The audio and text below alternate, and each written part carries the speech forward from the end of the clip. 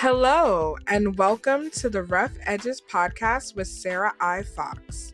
In this podcast, I will guide you through my faith and mental health journey to dispel the stigma surrounding mental illness and to create an empowering resource for those who wish to discover more about these topics.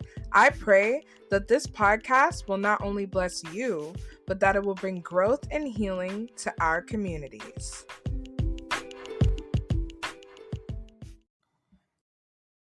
Hello, everyone, and welcome back to another episode of Rough Edges. Today, I'm joined by two very special guests, founders of the SoMyPolar Incorporated.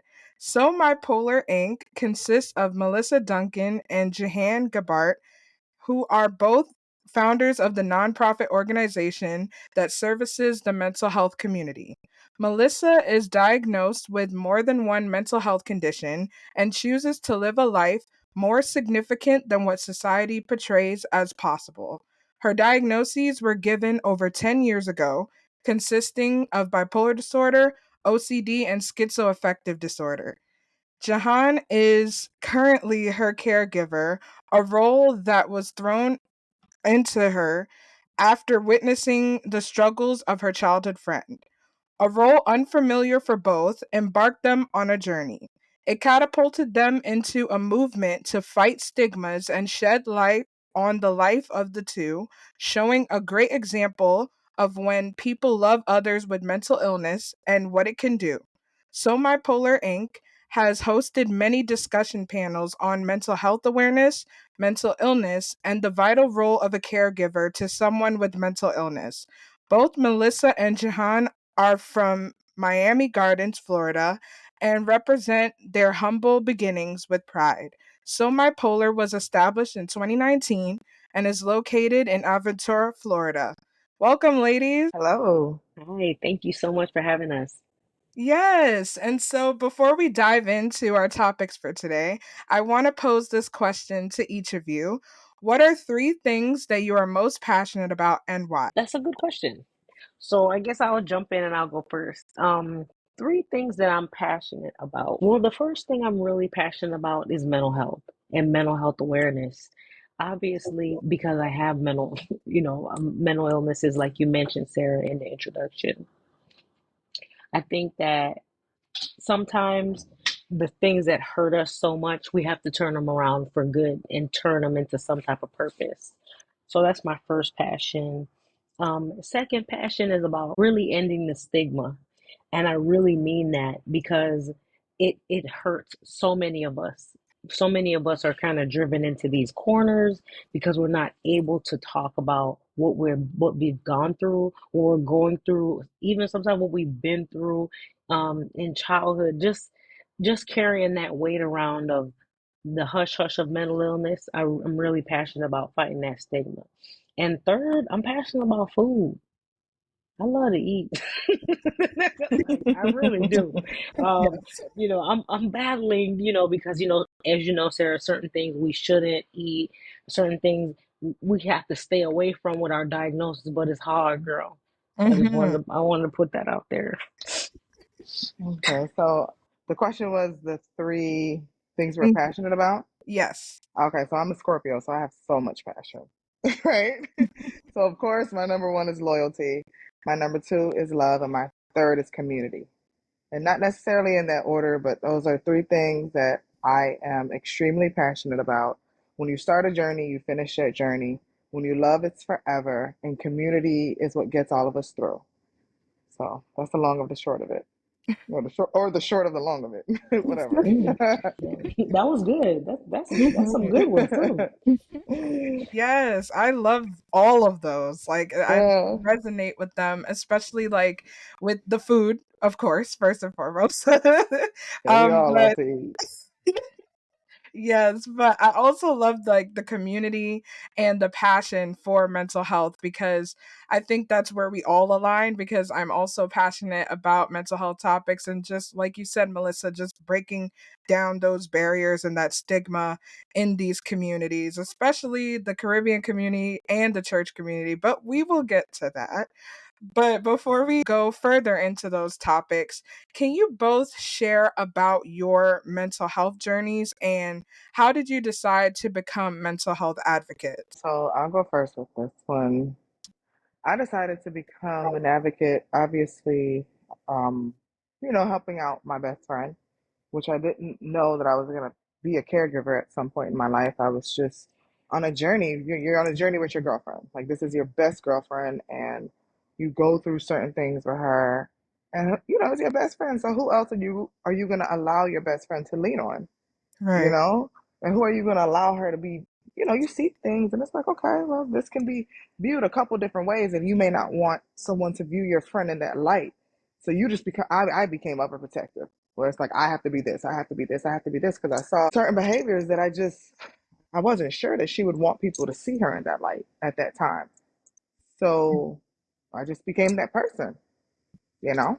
And I just kind of like ran into it, and I just took it on, not knowing what I was taking on. And then once the diagnoses became real, once they became, they were on paper, it was like, okay, sis, she asked me, like, what do we do? Like, she had nowhere to go. She had nobody to turn to, you Mm, know, and I was like, we're going to do this together. We're going to figure it out. And we did. And through that, like I say, I'm community. I'm loyal. I'm a woman's woman on top of that. I love women.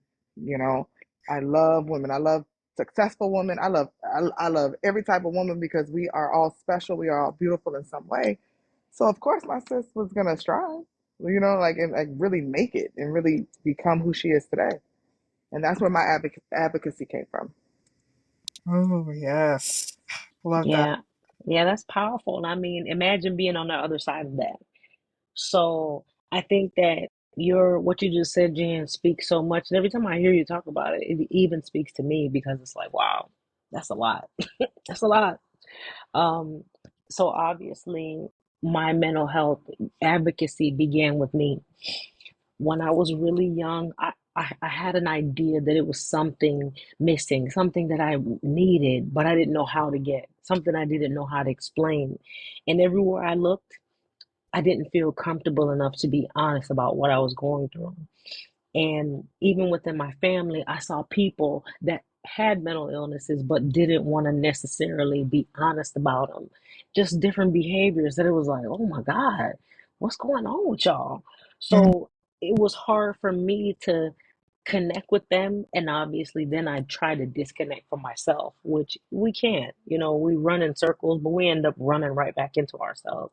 So my advocacy came a lot later for me when I finally figured it out. Like Jihan said, Jihan was the first person I even expressed me going through my mental illness, me having OCD at first. Like, girl, I'm late for school because I just can't leave the house without like touching doorknobs the right way. It's a real thing, and it sounds ridiculous, but whoever has OCD gets it. It's a real thing. Um, having those conversations with her not being able, her not looking at me outside of what I'm saying. Just listen to what I'm saying and say, hey, maybe you need to talk to somebody, maybe you need to get some help. mm, But my advocacy came later when I finally was able to get all of that, get the help, begin on this journey health wise. It was like, you know what? I need to turn back and try to pull these people up. Because mm, it was like, if y'all back there suffering like I was, that's just wrong. So that's kind of where it came for me, where it was like, you know what? Somebody else might need to be pulled up. Somebody else might need, even if it's you don't look okay today. Maybe, maybe you could be able to look into this or something. What I wish would have came a lot sooner for me. So, mm. Wow. Oh my goodness. Both of those were just like so powerful because it speaks to just how impactful community can be.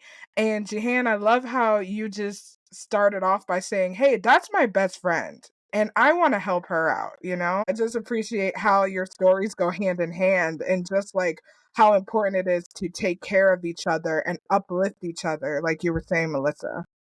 I mean, yeah. when you look at friendships and you look at, it's like a marriage. You know what I mean? When you really, you take all the marriage details out of it, but it's a commitment. It's a Mhm. It's a lifelong commitment. When you get into a friendship with someone, you don't ever think we're not going to be friends again, right? So Right. well, for me, I friend on a, we about to do this forever. You know what I mean? Yeah. Like, I don't know, like I'm not, every friend that I have, every level of friend that I have, like, of course, Melissa is my greatest friend. She's my closest friend. But all of my friends, they'll all tell you the same thing. Like, Johanna's a very consistent girl. Whatever I'm going through, that's an ear for me. And, we're going to figure this out together. And yeah, it would go no other way, you Right. know? Yeah. Right, I agree with that for sure. Like that's what a yeah, friendship should be, you know? It's like 100%. yeah, it's a commitment. It's not like something that you could just go in and out of, you know? I mean, relationships have their falling out, but if it's like a strong bond that you have with somebody, you're there with that person for life, you know? Right, but let's Well, let's take it to another level. You are in this friendship, you share certain things with this person. And if you care about your business and the things that this person is seeing you go through that you're sharing with this person, why would you allow them to be in your life to turn around and fall out? That's Mm, that. You know what I mean? yeah, The things yeah, that you go through with someone, and the things that I go through with all of my yeah. friends, with all of my friends. Melissa, of course, again because she's my bestest friend, but with all of my girlfriends, they're there in intimate like moments, in the hurtful, dark places. And I mean, I think it's worth an argument not, you know, taking us out. You know what I mean? mm, It's worth fighting for. And if more people thought about relationships, not just a man, not just a man. Don't fight for your man. Or don't only fight for your man. right. Fight for your good girlfriends. You feel what I'm saying? Yes. Because so many, I hear so many women, oh, she's jealous of me. Oh, she's this. Oh, she's that. Okay, well, that happens in relationships with, you know, married people, right? It happens in fiancés and boyfriend and girlfriends. It happens in all levels of relationships. And I just don't feel like we put enough emphasis on good girlfriends. Good girlfriends get you through life. Mm-hmm. Mhm. They're like Mm-hmm. they're like nurses. Nurses are the heartbeat of the hospital. And Yeah. Mm-hmm. people don't get that. They always like, oh, the doctor, the surgeon. They said, no, if it wasn't for that nurse, baby, you Yeah. may not be Yes. here. Yes. Right. Yes. Yeah, listen, So, Sarah, this conversation has already got real because that honey, is the truth. That's the honey, truth. I value my girlfriends in a way where you can tell them things that you can't tell your. I'm married, by the way. I've been in my relationship with my husband for 20, going on 22 years. We've been married for 6. So I'm pretty skilled in knowing what my husband, my partner is good for, and what my good girlfriends are good for. And it's two Mm, separate situations, and people really need to understand that. You mhm. need your girlfriends. You need your girlfriends. Yes. And you need your man. You do. But as much as you fight for your man, you have to fight for your girls. Yeah, I Yeah. agree. That's a good point, Jan. You're right. I agree. Yeah. I agree. Wow. That is as you said, this conversation is already getting there. Yes. Yes, girl. 13 minutes. It's already real. But We yeah, are those girls. We are those Yes. girls that'll get you there Yes. real fast. Sorry, Sarah. We should have warned you, girl, because this is it. This is it. I'm here for it. I'm here for it. So, Jihan, I do have a question for you. Okay. So, you kind of touched on this a little bit, but what is the process of you becoming a caregiver? Like, how did you go through that process for those who don't know? And how do you manage certain challenges that come with that role? So I like to tell people I was thrown into it just by being there, being Melissa's best friend, we keep tight circles. So, when something goes on, we're not really like the type of girls that like run to everybody for it. We try to troubleshoot from within, right? Mhm. So with our practices, it kind of just became all me because that's how me and Melissa are. We're extremely close, and we've been close since we were 14 years old. So we are like grown-ups right now. And we kept that practice. So whatever came my way, needing an outlet, I never really spoke to anybody about it. I probably should have got a therapist a lot earlier in life, but I didn't. And whatever was thrown at me, it's like, okay, I got this. I got this. My friend needs this. My friend needs that. Okay, I got it. And I was really, just kind of like pushed into that space, but there was no one else to do it because she has no other girlfriend that's as close to her. And her and her mom, her mom is at a different age group. That's a different relationship. So I was a person that she was naturally gonna lean on. So Mm. I just took it, and I was like, all right, girl, we gonna do this, but there's rules to this, you know. Girl, So rules, so rules. we established, once we figured out diagnoses, and once we figured out the symptoms and what I was to expect, and like the different just mania, depression, and like the doorknobs, me gaining a respect for the diagnoses. Mm. It was just, okay, well, I'm gonna do this, like then we had real conversations where it's like, okay, this is a thing now, so I'm gonna do this, but I'm gonna need you to show up in these ways, Mm. and Yes, we yes. had to it's been a ride, but I will say that my friend has um she has really, really, really grown, because Mm. initially when she got her diagnosis, she was like, girl, I am not bipolar, no ma'am. I was The like, okay. lady. Mm-mm. I Yeah, said she was lying. that's what she came back and told me. And Mm-mm. we were living, we were roommating at the time, and she was like, baby, no ma'am, I'm not that. I was like, okay, okay. Mm-mm. But me as her friend, I saw like some of the symptoms that like that the doctor was telling her, and she was Mhm. like, Jahan, that's not me. So I had to find a creative way to allow her to transition into a new person, because she's used to trusting her mind. She's not used to having titles on her that are describing her, right? And we call it Mhm. textbook bipolar, right, Lisa? Melissa? Yes. Right. So That's what it's she said. She said, you are, right. my psychiatrist said, you are textbook bipolar. I said, girl, what's the textbook? Because Right. I, I am not in that Right. book. And she's used to being an individual. So I understood that transition, but I also understood the heaviness, not even the heaviness, the severity of her not understanding this lady was trying to say to her. You Mm. know what I mean? And that she had to figure it out fast to now accept yourself as someone other than what you thought you were, which is Mhm. hard. That was something that we had to troubleshoot. And, that was it. That was how.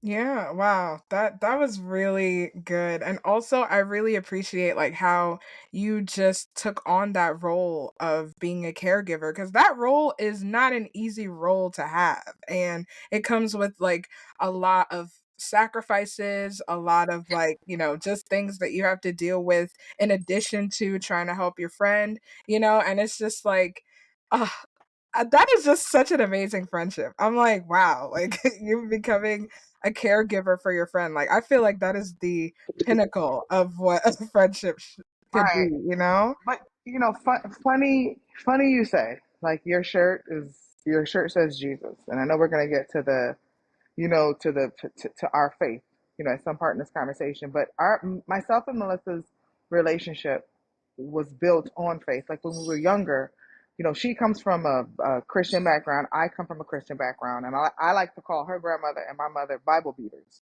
Like, girl, everything is a scripture. Everything is a scripture, honey. Mhm. So our foundation was very scripture based. Like when we were like 14, 15 years old, you know, we are trying to figure out how we're going to get into just better situations and go to college and just, just live life. We're both first generation American, and, we don't come from a whole lot of money, so faith was a big thing for us because we had to believe something that we have never seen. Mm. And that was the basis of our relationship. And I do feel like, when you build a house, on stone, and a sturdy foundation, that it's gonna last. So Yes. I would give this all praise to Jesus, honey. Yes. That's what that's where I'm trying to go with that. Yes, Absolutely. yes. Extra praise to Jesus. Yes, absolutely. But Melissa, I do have a question for you also. So, Mhm. how did it feel to have your childhood friend as your caregiver, and how did you learn to depend on her for your care? So great question, Sarah, and you got some good questions, by the way. Um, So, how did it feel? To answer your first question, it was difficult at first.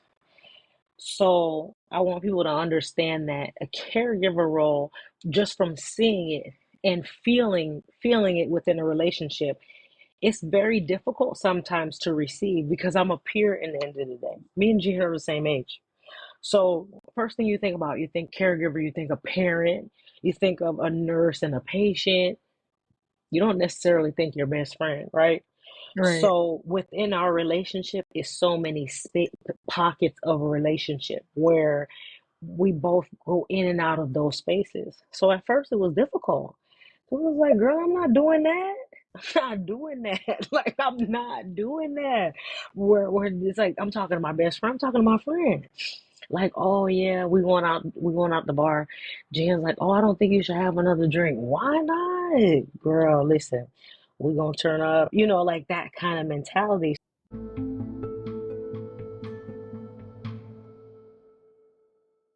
Hello again. Before you dive into the rest of today's episode, I just wanted to say thank you so much for your support and for hitting that play button. If you want to expand on that support, here are 3 ways that you can do so. 1. Leave a review. If anything in today's episode resonated with you, or you want to share how the podcast changed your life, you can do so by leaving a review on Apple Podcasts or Podchaser. 2. Check out our shop. The Rough Edges shop is a faith-based, women of color owned online shop where you can get a variety of products from tote bags, journals, t-shirts, crew necks, and more. 20% of the proceeds go to a mental health organization. So check it out at roughedgespodcast.com/shop. 3. Connect on social media. Rough Edges is on a variety of social media platforms, including Instagram, Facebook, TikTok, and more. If you want to connect outside of listening to the podcast episodes, you can do so on those platforms. If you have any more questions or want more information on the ways that I've just discussed, you can check out the episode description or stay to the end for more information.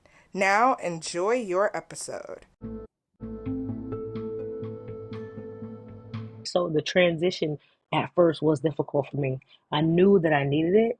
So it was a it was a decision that I made very intentionally because I knew that I wouldn't I wouldn't have been able to survive without that transition in my life. I wouldn't have.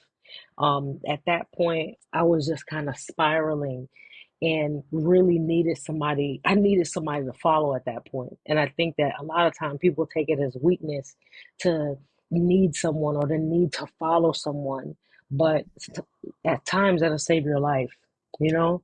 So Mm. for me, it was hard, but I'm grateful that he gave me the grace to be able to see it from a different point of view, to finally be like, listen, okay, go ahead, let's do this, and really fall in line at the right times to be able to receive what I needed. So second part, that's a really important part. Jan is a very, very smart person, just in life in general. We laugh all the time. Ever since we were kids, I call her MacGyver. If anyone ever watched the show MacGyver, they got the old school one and they rebooted it, so they Yep. got the new MacGyver.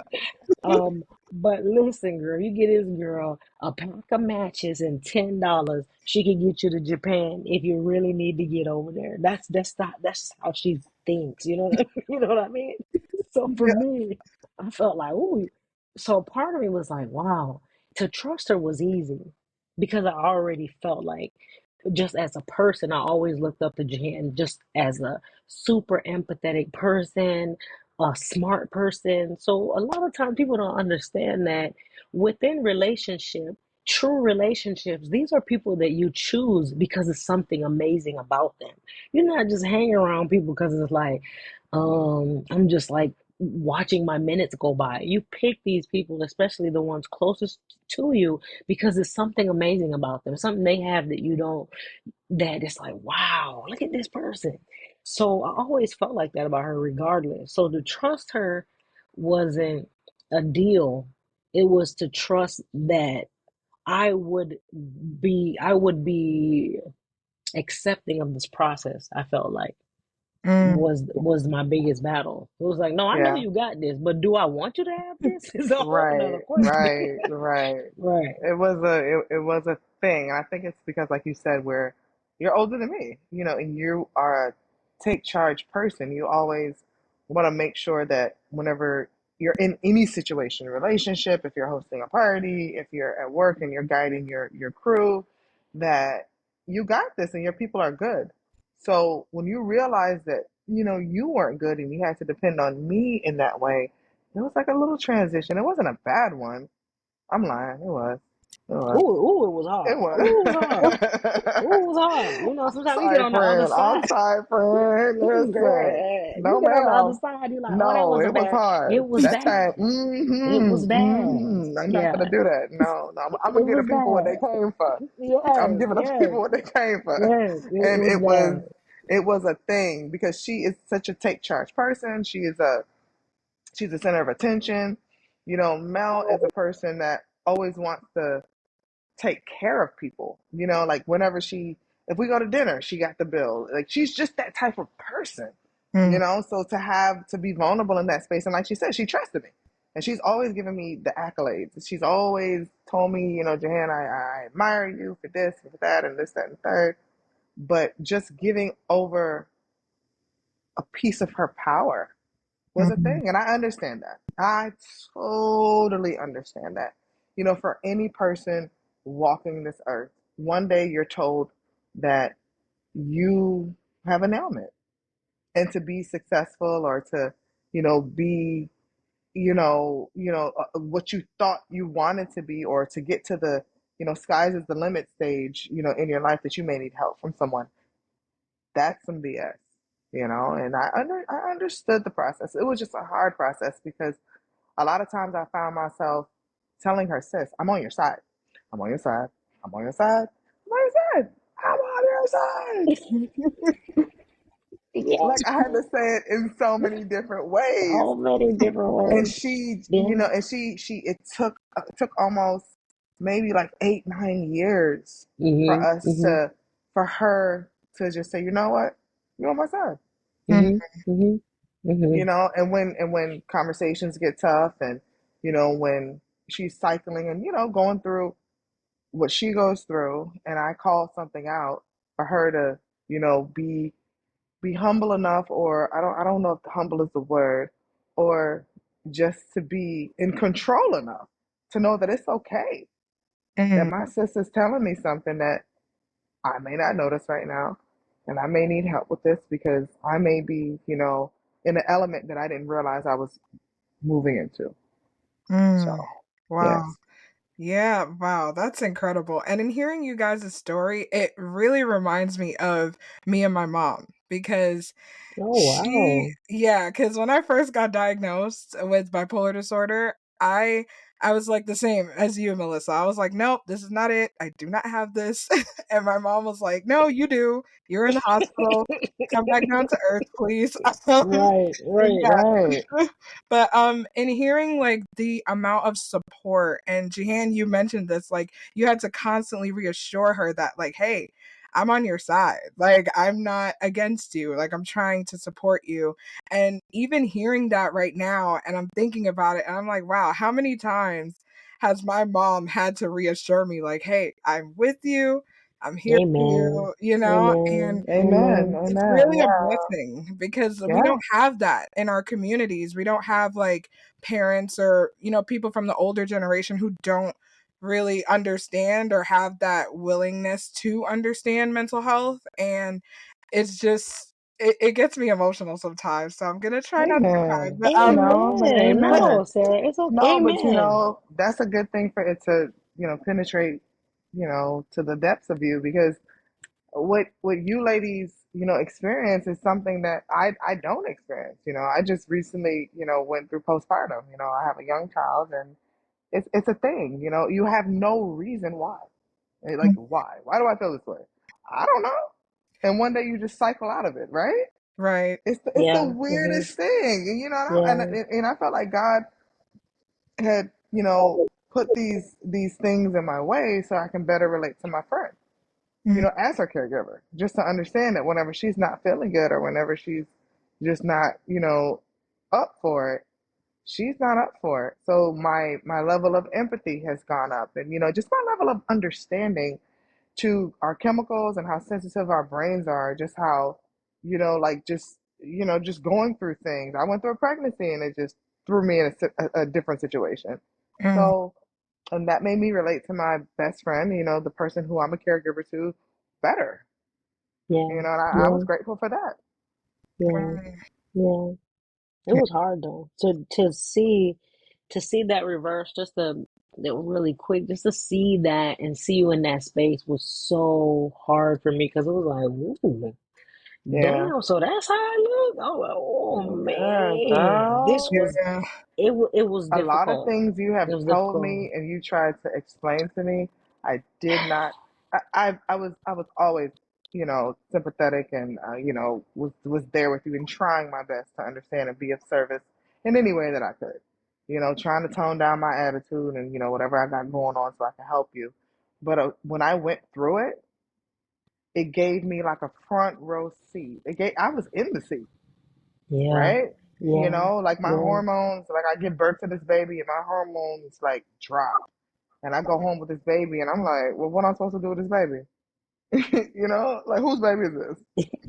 Right? Yeah, it's Yeah. yours. Yeah, It's mine, yeah. right? And I'm a very take charge person. So my personality and my postpartum kind of met each other because I would never let anybody take care of my baby, but I was resentful of having to take care of my baby, Mhm. if that makes Mm, sense. yeah, of Mhm. course it does. Right? Because and Yeah. that's what I noticed about Melissa. Like she's bipolar and she has these diagnoses, but she still has her personality, Mhm. Yep. Mhm. right? Mhm. And I always tell Mhm. people that it's like she's not bipolar, she's Melissa, but Right. that has Mhm. bipolar, right? Right. Right. Yep. Right. It's the So opposite. I You're met right. that. I met that with myself, where that like everybody postpartum is different. Everybody depression has depression differently, Mhm. and Mhm. with me, it was like, yeah, I'm resentful that I just whatever's going on in my brain, and I don't know how to handle myself.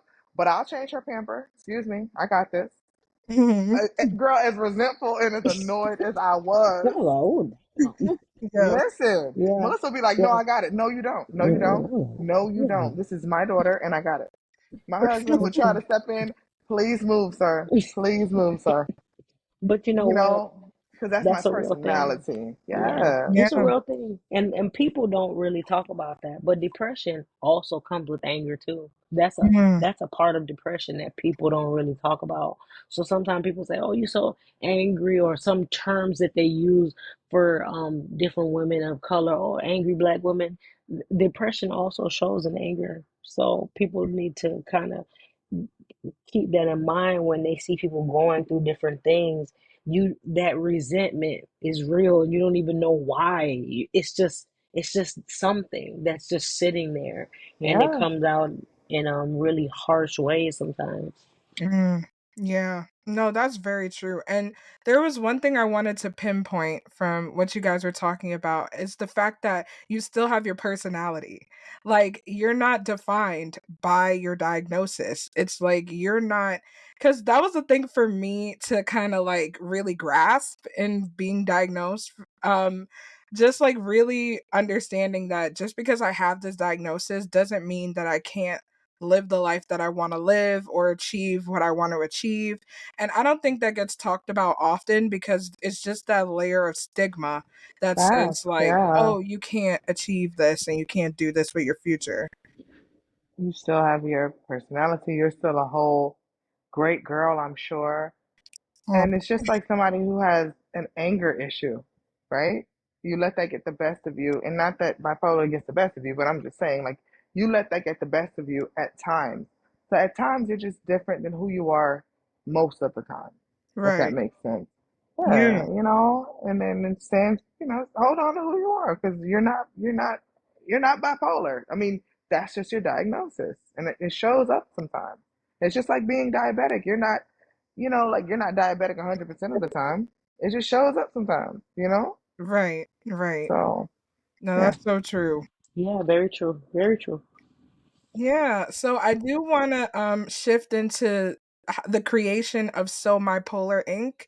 So, how did you guys decide to create SoMyPolar Inc. and what are the origins of the company name? Because I really love that name. Okay, so we created SoMyPolar at a time when we both were kind of like looking at each other after all that we've been through. It's like, oh, we've been through a lot. We've seen a lot. We've grown a lot. And Jan was like, you have a real story to tell. And so do I. And I said, well, I can't tell my story without you. And you can't tell your story without me. And that was from years of just carrying it privately, not saying anything, like close family members, not having an idea because it didn't come out of either one of our mouths. And we both looked at each other like, you know what? You tell your story, I'll tell mine. And we can make a change. We could bring some kind of difference to the world, to the young girls that are sitting wherever, sitting at the school halls, skipping school, planning their future. Can we reach those people? And we said, yeah, we know we can. So that's how we began. And Jahan will tell you how the name. Jahan has everything to do with the name, so she'll tell you how the name came about. I mean, I just made up the name. It wasn't all that awesome. Yeah, Like, I'll be like, no, the it up. girl, my friend said, "Listen, what we gonna name this company?" And I said, "Give me 5 minutes. Give me 10. Give me 2 days. I got you." Okay. And that But was I that. mean, I love the name Yeah. though, because when you Yeah, said because it's it's my yours. pole, It's yours. yeah, It's your bipolar. So yeah, Yeah. it was yeah. just, I'm a caregiver. I'm a fly on the wall in your life. I am, and I have a great story. So we're mending this company together, but really, it's your story, and I couldn't tell mine. And I used to tell you this all the time. Whenever you're comfortable, if you ever become comfortable to share this with the world, because like Melissa said, our family members that did not know. Mm, Like you have to understand, I told no one. And when I say no one, I referenced a therapist. I didn't have one. I told not a soul. I carried so much by myself, and had no outlet. My husband didn't know. I didn't have these conversations with my husband. wow. Mm-mm. And he was my boyfriend at the time, but I didn't. So whenever he saw, like us going through things, or he'll see a blow up or us arguing, or none of your business. It's none of your business, sir. No, it's not. And yeah, and And it's don't hard. ask me. And don't It's ask me hard. because that's just the type of girlfriend I am. That's the type of wife I am. Like if Right. I know something makes you uncomfortable, like that's just who Jahan is. Like, back up. I got this. And if it gets out of control, you know what, I'll let you know. You'll know what to do if it gets out of that much, out of hand. But Right. right now, just leave me alone. Just let us argue. I got it. Oh, it was bad too. It was Was. bad. And I don't know. It was bad. I don't It know if was that bad. was the right thing to do. I I don't know wouldn't if that was the suggest it right. for anyone listening. You need people. No, People need people. right. And I don't know if that was the right thing. I know that was the wrong thing to do because at least I needed a therapist. Mm, But my whole mindset behind it was, this is a secret that my best friend has, right? So mm-hmm. how the hell do I go and start telling people this, that, the third, the fourth, and the fifth? Right? So she's my girlfriend first. So I'm protecting my girlfriend. I'm protecting her, what she doesn't want me to tell somebody, like the quote unquote tea. Mm-hmm. So what, I mean, and so how do I go lean on, another girlfriend or somebody else that may not appropriate the situation or no, I'm not doing that. That's just not who I am. No, no, I took it on my head. I took it on my back, and I did, I, I did it, and praise God, we got it under control. And then I did start seeking therapy, and through our Mm-hmm, company, we mm-hmm, were able to start doing a lot of charitable events where we're starting to mm-hmm. talk. And now, they say beauty for ashes, and this is so therapeutic for me, Mm, therapeutic for Amen. us because I'm Amen. able to Yeah. just talk about it where now she's comfortable with it, where it's like, praise God, so we can move on. Like, it's what it Yeah. is, mm, baby. Yeah. It It is took a what it lot. is. Yeah, Yeah, we it took a can't change lot. it. We can't change it, but No. we can make it pretty. Yeah. Yes, that's right. You So can dress up. yeah, we can dress it Yeah. up. We can put some Dolce on it, you know? That's a fact, girl. Some And we diamonds. do. Put a wig on there. You can do all kind of stuff Yes. to it. Yes, it's true. Oh my God. True. But yeah, wow, that's very interesting, the shift that you guys had, like from going to, okay, we're gonna do this in confidence versus like, you know what, we're at a point now where we could share our story with others and inspire others to share their story. I really appreciate that. Yeah. Yeah, Yeah. I mean, Yeah. we will not end up like Thelma and Louise, but we No. really love that movie, But that movie, and Uh, baby. and well, who am I? Thelma? Which one was Thelma? Which I one was don't that? remember. I think that I'm the I'm one with the Thelma. curly You, orange hair. yeah, That's it. yeah, That's me. yeah. You're the one who had all the ideas. I'm the one who let Brad Pitt That's steal it. the I'm the money from one with the us. gun. Okay. Yeah, I'm the one who let Brad Pitt steal the money that my Listen. husband has sent Right. for That would us be to run you. away. Yes. Probably. They robbed me, But girl. Thelma and Louise is definitely me and my best That's good. Oh, I like I'm my best friend, so praise God. Yeah. Good. God bless. Yeah, it's a We lot. try to It's a real have a lot of ride. fun. We try to laugh a lot. We try to, make it light. Yeah, you have to though. You have to keep Yeah, it we light. do. You oh have Yeah, we yeah. to. do. If You you have don't to. laugh, you'll cry. So yeah. Oh my Girl, gosh, say, girl. Don't say. let this conversation turn because you're Yeah, about to get a lot. So I done no. cried and laughed at the same time. Yeah, and that is possible. Yeah, it Yes. It is. is. It is. That's facts. That's facts. Yeah. Anyway. Yeah. Yeah, no, I really appreciate that, and I'm sure that you guys are impacting so many lives. I mean, you impact my life too, so thank you for your Oh, bravery in well, doing that. You're welcome. Oh amen. my Amen. God. You're welcome. Yeah. So I know that we're all women of faith, and so I just wanted to know because I know there's a lot of stigma, especially in faith-based communities when it comes to mental health. So if you could change one thing about how the faith-based community portrays mental health, what would you change and why? Okay, I'll just go. Yeah, go ahead. What I would change is people feel like whenever you're sick, right, quote unquote, with a diagnosis, that means you have a sickness, right? That you can go to the cross and become healed, right? But Mhm, sometimes God wants to use you in that purpose, in that way, with that thing for whoever comes behind you and whoever is watching in the present moment, right? Where it's mhm, not a healing or it's not oh, well, let's pray this away. No, no, no. This is a reality. So we can't pray it away, number one. So let's be accepting of where we are. And number two, let's also look around and see who we can touch, mm, right? Like Jesus, in the crowd, like people wanted to touch his feet and touch his garment. That's what people need. If we're a community and if we're really out here trying to make a difference, that's really what that is. Yeah, So yeah. that's That's how I true. feel. I mean, and I agree, Jen. I think for me, I'm gonna be 100% honest. I went through a lot of different stages within my mental illness and my religion or my faith, at least.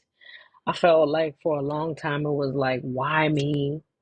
I had a lot of different bouts with God. Like, okay, so help me to understand, what did I do to have this? What did I do wrong? I remember times just begging God, like, I'm sorry. Like I would just be like, whatever it is, I'm sorry.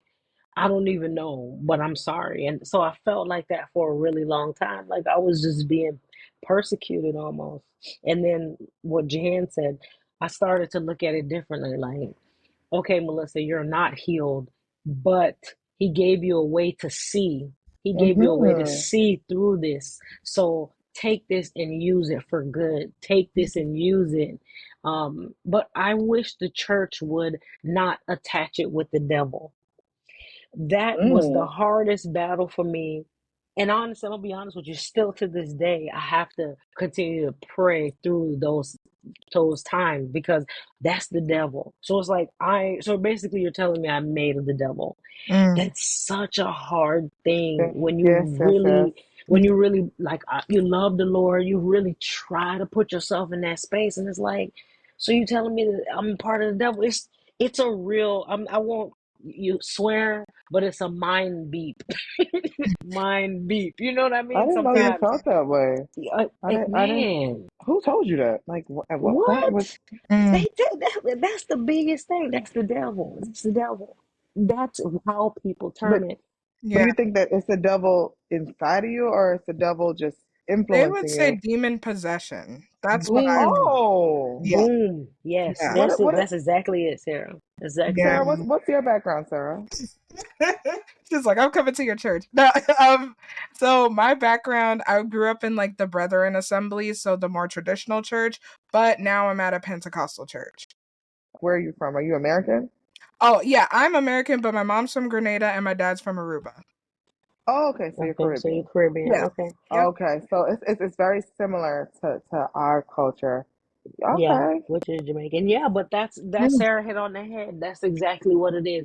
It's demon possession. So it's like, dang, this OCD is demon possession. Okay, fine. So now I'm having to maneuver through this thing, so but this stigma is just there. I know that they told mentally ill people to go and pray it away, but to hear them say that you're demon possessed, yeah. Yeah, wow, that's yeah. heavy. It is. It is. I need to And go have a talk with these people like ASAP. Y'all give me their phone numbers. yeah, girl. Listen, the Now. number's so long, and Oh I my think that gosh. that's Mm, where when we talk about that stigma, where in our community it lives there because that's the heartbeat of our community. The church is the heartbeat of our community. yep. So you think now, me and Jan, we work really closely with NAMI and other mental health organizations, and we were on a call, and it was a pastor that was on the call, and he said, you know what? We're changing that tone. We're changing that because pastors, deacons, people in the church are committing suicide. These people are dealing with depression. They're battling different things. So we can't look at it that way anymore because now we're seeing now that people are dying. We're seeing that people are suffering from this idea, and they're trying to turn the corner, but yeah, it's a real thing. It's just like it's a real thing. It's a real thing. Yeah, like I Yeah. saw this video on Instagram about this pastor who was basically condemning like people who had mental health conditions and mental deficiencies, and they were saying like, we're people of God, we shouldn't have to deal with these issues, and anything that's not 100% health is demonic and we need to pray it out and cast it out. And I'm just like, of course I left a long comment saying why that's not true. But like it was just very jarring to me to hear that okay, this is demon possession. And like what you were saying earlier, Melissa, like I was feeling the same way. Like, God, why me? Why am I going through this? Like what is Wait, happening? wait, wait. You Even know? before, so you just used the word that said anybody that's not of health. Yeah. Pastor so and so, what's your cholesterol level? Right. Right? So Right. we're talking about health, right? Yeah. Through and through. You know what I mean? Like, do you have hepatitis? I don't know. Like, it's so many. Guillain-Barré. I don't know, bro. Like, let's talk about this. So when they talk about health, you cannot limit it to mental health, and that's where the stigma needs to be taken off because health is health. You Right. can Yeah. you can you can gain a mental health illness through shock, Yeah. through a Yeah. traumatic experience Yeah. happening in your big age, Yeah. after That's you done true. been out the womb, you 100 years old somewhere, and you lose a loved one, or just something happens to you that Yeah. shifts you into a different space, and it's so fast. It's like one of your family members having a freak accident that you're Mm, Yeah. used to seeing every day, yeah. Yeah. right? That's why when they say grandma goes, grandpa goes, grandpa goes, grandma goes, because they've been Yeah. together for so long, and that shift, it just shifts their reality so fast. So Yeah. with this pastor, it's like, what is health? Right. What is health? Health is through and Yeah. through.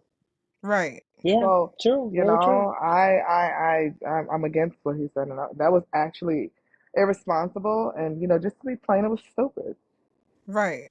No, I Yeah. agree. And it's like we always limit health, and it's so convenient how we limit it, because sometimes it would be like we see someone with like physical illness and automatically we're sympathetic. Like, "Oh, like what happened? Is everything okay?" But let someone say that they're depressed or they're dealing with Right. these Snap out of it. conditions. Snap out of it. Yeah. Snap out of it. Or it's like, "Oh, How? you need to pray more," like no, that's not the issue. I pray every day. I'm praying, girl. I can't move without Girl, praying. I'm I'm at reading the my feet of Jesus. Bible.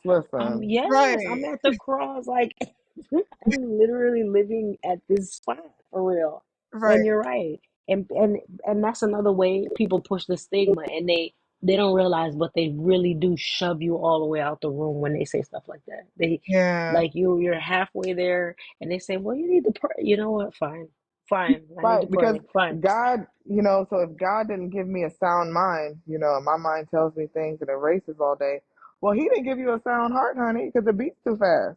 Yeah, So what we girl. saying? Yeah, Yeah. it's true. It's No, that's Okay. true. true. It's true. Listen. It's true. Yeah. No, seriously. And it's just like it's so sad because we're supposed to be that like community that helps other people and supports them, and like you were saying, Jahan, like earlier, like you were just and you beautifully put this together, that Jesus was the one, like, in that space where he was touching people, he was healing people, he was comforting people. Like he literally said that the healthy don't need a doctor, the sick do. And we're Facts. out here just like casting judgment on people and saying that they're Yeah. demon possessed when they're dealing with a condition, you know? Yeah. Yeah. Yeah, Yeah. And then yeah. I think that me being on the outside of mental illness, but everywhere on the inside of it, is a testimony for me to help, take that stigma off of it, because I see it. I'm with it. And me and Melissa are extremely close, like extremely. You know what I mean? Like we choose each other's time all day. We choose to be in each other's company for no damn reason, even if we're annoyed. You're Like like, it's like, girl, girl, well, you know what? Fine, let's girl, go get a taco. girl. Let's take the kids to the zoo. You're like, girl, Reluctantly, right? Like, girl. and Yeah. me being on the outside of it, but being such a woman that is connected and touches so many different people and speaks to so many different type of people, and in different career paths that I have and different careers that I'm a part of. I just feel like it needs to be out there, because my best friend is a great woman, as I'm sure you are too, Sarah. I know you are. Because like I say, separate. You don't even have to separate it. I got a bad attitude sometimes, baby, and you do too. And that's just that. Let's just chalk it up to that, right? Yeah. And we're Yeah, gonna walk off on it. yeah, Right. yeah, We're people, so somebody has an anger issue and somebody has bipolar, and not to say that it's on the same level, but it's just an influx in mood, Right. right? yeah, Right. yeah. That you True. don't know, that you do not know how to manage. Right. At that time, true. Very At true. that Yeah. time, keep it Yeah, you're and right. shut up and get on my Yeah, that's true. page. Very true. Very I'm Yeah. true. so tired of these people. I Yeah, am, yeah. Good way I to put really it. am. Yeah. It's the truth. And like, it's just a stigma. It's like, oh, psychiatry and this and that. It's like, come It's a on, y'all real get over stigma, it. though. It's It's a real Yeah. 2024. stigma. It's No, it's Yeah, real. 2024. Right. Quality of life is number one. So, Right. yeah. Right. No, that's true. I think people just don't know what to say to others. And they just don't want to say the wrong thing, but then they end up saying the wrong thing. So I don't know. At least for me, I feel like if you would just be honest, sometimes if you just sit in silence with me, if I'm saying, hey, I need prayer for this, don't ask me what it's about if I don't say what it's about. Just be like, you know what? I'll pray for you. Can I pray for you right now? And leave it at that. Like, I don't Right. yeah, need, like, like you asking additional questions. Like, I'm just saying, hey, can you pray for me? You don't need to know yeah, what it's about exactly, but just yeah, pray, yeah, or just yeah, sit with me, you know? Yeah. yeah, I just need you yeah, at this moment. Yes. Right. yeah.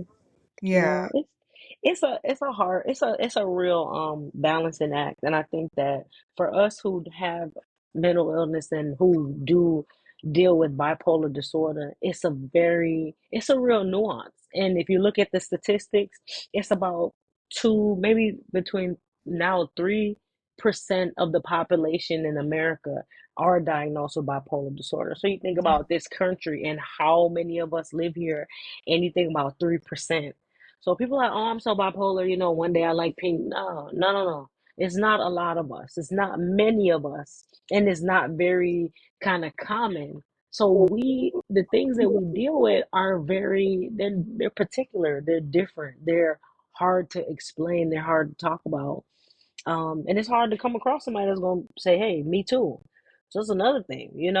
Yeah. So when you do come into that faith-based world and you really just need some help, you're like, how do I even start? How do I even describe this thing to somebody to get the help that I would need or I think I need? Mm. Yeah. No, that's very true. It's Yeah, hard. It's hard to find the balance, but yeah, it's it is. doable. It is doable. It is. It is. It Yeah. is. Well, ladies, I want to thank you so, so much. But before we go, I have one final question for the both of you. So, if you had any advice or words of encouragement that you would give to someone who is struggling to manage their mental health, what advice would you give? Um, that's a good question. I guess I'll take the first piece of this. I would tell them, I know it sounds cliche, but don't give up. I know it's like, oh, don't give up. Yeah, where did you get that from? The back of a cereal box or something? But I really do mean that. Don't give up. Don't give up hope. Don't give up the idea that one day it'll be better. Don't give up that in an hour you'll be able to get up out the bed. I think that hope is such a real thing. And as I got older and as I got deeper into understanding myself, I realized you can't lose hope, Melissa. You can't lose hope. You have to believe that even on the hardest days where it's just like I can't even lift my hand up to comb my hair, I don't want to get out of my bed. You have to believe maybe in 30 minutes you'll feel better. Maybe by the end of the day you'll be able to laugh. Like, take it in small pieces and don't give up. That's the best thing that I can say right now, at least. Jan, what do you say? So for me, it would be when the diagnosis is given, and it has been. Take your time accepting, but the longer you take to accept, is the longer your journey is going to be, Mm, right? And it's not an ailment unless you make it. Melissa thrives. And I make sure she does, like, listen, I'm over her finances, over her medication, over her Mm-hmm. food, Mm-hmm. over her Mm-hmm. sleep. Mm-hmm. I'm invasive. I am. But if you don't have this Very. type of support, you make sure you get you a good care team, get you a good therapist, a good psychiatrist, Mm-hmm. and Mm-hmm. you be real with yourself. Mm-hmm. If the Mm-hmm. paperwork matches your actions, just go with it. Agreed. That's it. I agree. I mm-hmm. agree. That's it. That's good. At the end of the day, we all have different roles. One person has this, and Jahan has something else. And Paul has something else. And Tina has something else. So we all have something we have to deal with. So don't feel isolated, because in hindsight, we all have something we're dealing with. Mm. You Yeah. Agreed. know. Agreed. Wow. So thank you once again, ladies. This was such an empowering conversation. And where can people find you? Well, you can find us. You can Google us, honestly, and I think that's amazing. You can type in SoMyPolar, and you can see different events we've had. You can obviously find our website and our Instagram. But if you go to Instagram, you can type in SoMyPolar. You can find us there. Facebook as well, Twitter, and we do have a website. It's SoMyPolar, SoMyPolar.org, where you can be able to find us there as well. See what we've been through, read our story, see different events that we've had, books that we have, so many different things if you visit us there on our website and our social media accounts. All right. Well, thank you once again, ladies. And I'll be Thank sure to you. all of your stuff in the description. And everyone, stay tuned for more empowering episodes on Rough Edges. Thank you for listening to another episode of the Rough Edges podcast with Sarah I. Fox. If you want more updates on the podcast, you can follow on Instagram at rough.edges.podcast or you can visit the official podcast website at roughedgespodcast.com. Thanks again for listening and have a wonderful day.